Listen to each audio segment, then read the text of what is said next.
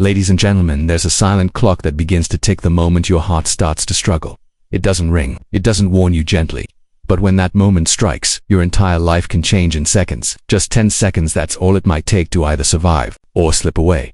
Imagine sitting alone at your table, sipping tea, when suddenly you feel a heavy pressure in your chest. Your breath shortens, your arms go numb, sweat beads on your forehead. There's no one around, no time to call for help. What would you do? Let me tell you something many people don't know, but everyone, especially seniors, should.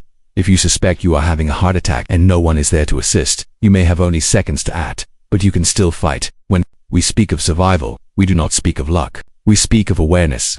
And there is a reason why the old saying tells us, awareness is the greatest form of self-defense. In the moments when the body begins to collapse under pressure, when the breath shortens and vision dims, it is not panic that will serve as clarity. It is in these first 10 seconds of a suspected heart attack that clarity becomes your companion or your enemy, depending on whether you have cultivated it before the crisis arrived.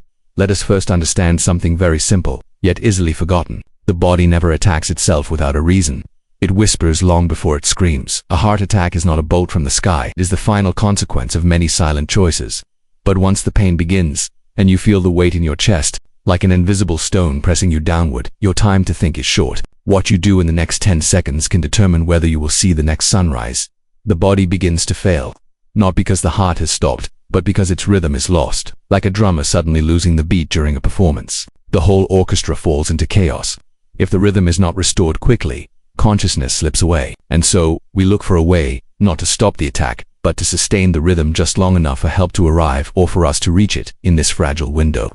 One technique has emerged from observation and experience. It is simple. It is within reach, and that is why it is powerful. If you find yourself alone suspecting the symptoms of a heart attack, tightness in the chest, lightheadedness, pain radiating toward the arm or jaw, do not attempt to walk across the room or wait for the feeling to pass. Instead, sit down at once, breathe in deeply, fill your lungs, then cough forcefully.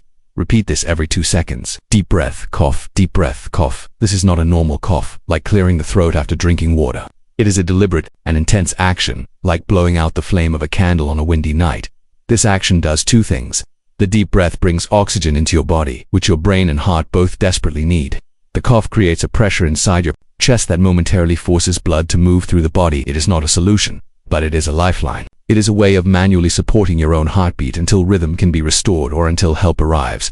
Think of it as rowing your own boat through a storm until you reach the shore. Some may ask, can this really work? The truth is not. We found in theory, but in stories of those who tried. An elderly woman in her 70s was walking home from the market. She felt a sudden wave of dizziness and an ache that began behind her breastbone. Her first thought was to sit on the nearest bench. She remembered something she had once heard, to cough if the chest felt heavy and no help was around. She did not wait for the attack to pass. She coughed forcefully, rhythmically, and she stayed conscious long enough for someone to notice and call for help. She later told her grandchildren, "I coughed myself back to life." In that simple sentence lies the power of presence. Now it must be understood, this is not a technique for every case. It is not to be mistaken for a replacement of emergency care. But when you are alone, far from aid, and facing what may be the last breath, you do not ask for perfection. You ask for a chance. 10 seconds is all the universe may give you. And in those 10 seconds, your preparation is your rescue. Let us now take this understanding deeper. Why is the heart so vulnerable, and yet so resilient? It is because it never rests. From the first beat before you were born until the final breath, it moves with sacred consistency. But modern life asks the heart to do more than it was ever meant to endure. We overload it with stress, strain, and neglect. So when it falters, we must not be surprised. Yet even in its suffering it gives us warnings. It gives us time if we know how to listen. There is an old tale of a monk who was asked, "Master, what is the most important moment of life?" The monk replied, "The next breath." The student was puzzled and asked, "Why not the future, or enlightenment?" The monk smiled and said, "Without the next breath, you will have no future." In the same way, when the heart trembles and danger approaches, your greatest focus should not be the hospital, not the phone, not even the fear, but the next breath. Now, once we grasp this idea that the breath and the heartbeat are connected, the technique begins to make more sense. Inhale deeply, feed your cells with oxygen. Cough, compress the chest, stimulate the heart. Inhale, cough. This is the rhythm. It is a chant, a physical prayer to survival. You must not panic. You must not stand or walk or cry. You must act. We often speak of courage as something dramatic, something loud, But courage also looks like an old man sitting quietly in a chair, breathing, coughing, choosing to live one more minute until help arrives. It is quiet, it is focused, it is brave. The breath is the beginning of all movement, and coughing and rhythm is like beating the drum of life back into your own chest. But remember, this is only possible when the mind is trained to remain still in chaos. You cannot wait until the crisis to begin preparing. The wise train when the skies are clear. It is easy to ignore the body until it screams. It is easy to take for granted the heart that beats so loyally every day. But in those 10 seconds of danger, the only tools you will have are the ones you have practiced. Sit, breathe, cough, repeat. This is your shield, somewhere in a quiet room. An elderly man who lives alone has learned this. He practices not because he is afraid, but because he respects the moment. He knows the storm can come without warning. And when it does, he will not ask, "Why me?" He will simply begin inhale, cough until he has passed through. The first 10 seconds of a heart attack are not a race to the phone. They are a return to yourself, to your own rhythm, to your own breath. They are the moment when fear must bow to focus, when the noise of the mind must quiet to the beat of survival. When that moment comes, and it may come for many of us as the years grow, may we be ready not with panic, but with practice. The heart is not only a muscle, it is a mirror. It reflects the patterns we live by, how we eat, how we breathe, how we carry stress, how we choose to move or remain still. The rhythm of the heart is shaped long before any doctor measures it. It is molded by the lifestyle we live each day, often in silence, often without awareness. And so, to speak of surviving a heart attack is not only to speak of what to do during those 10 seconds of crisis, but also how to live the days, months, and years that lead up to that moment. There is a deep misunderstanding in many people, especially in older years, that prevention is complicated, expensive, or filled with suffering. But in truth, it is simplicity that heals. The human body is not asking for luxury. It is asking for attention, for rhythm, for moderation, for movement, for rest. When these are neglected, the system begins to wear down, and the warning signs, though often ignored, begin to rise like smoke before the fire. A wise teacher once said, "The chains of habit are too light to be felt until they are too heavy to be broken." Prevention is not the dramatic act of changing everything in one day. It is the quiet act of adjusting one thing today and another tomorrow. You do not need to run a marathon. You need to walk to the end of your street without losing breath. You do not need to stop eating everything you enjoy. You need to understand what you eat and how much of it your body truly needs. In the later years of life, there is a tendency to slow down.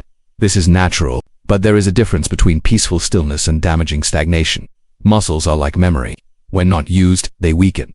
The heart is a muscle.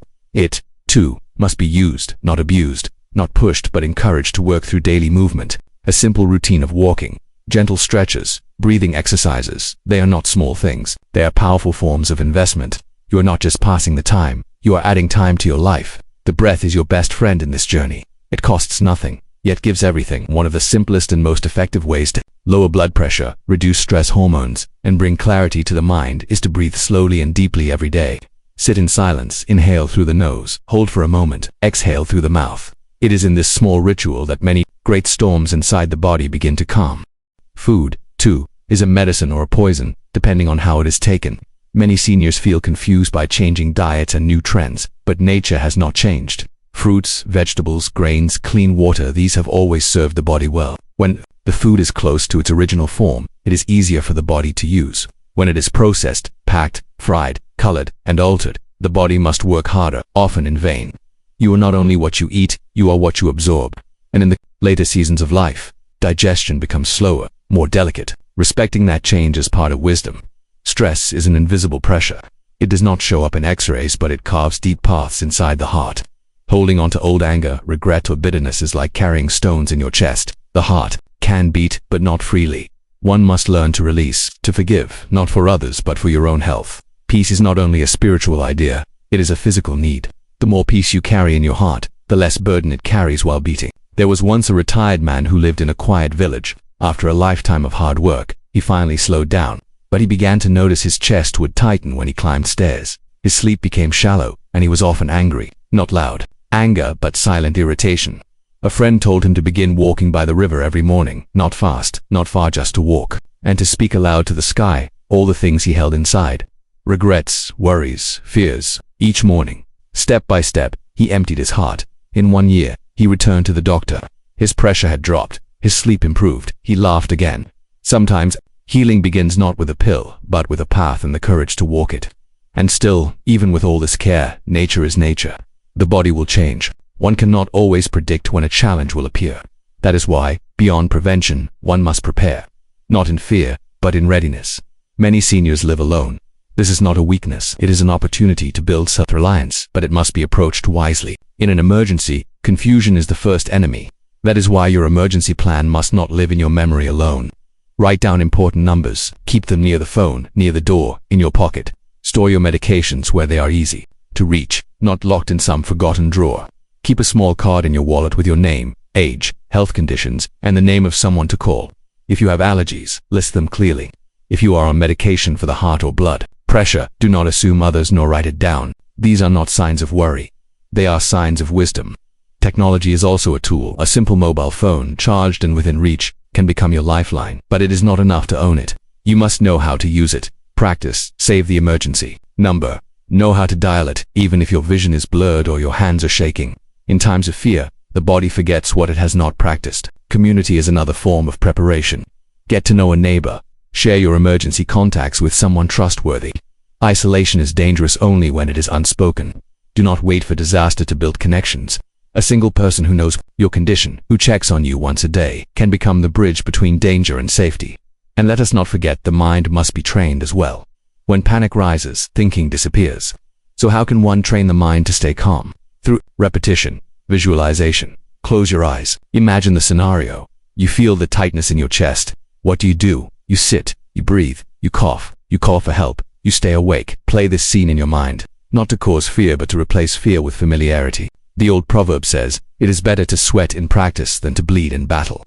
This applies not only to warriors but to all of us. When the heart is at rest, train. When life is quiet, prepare.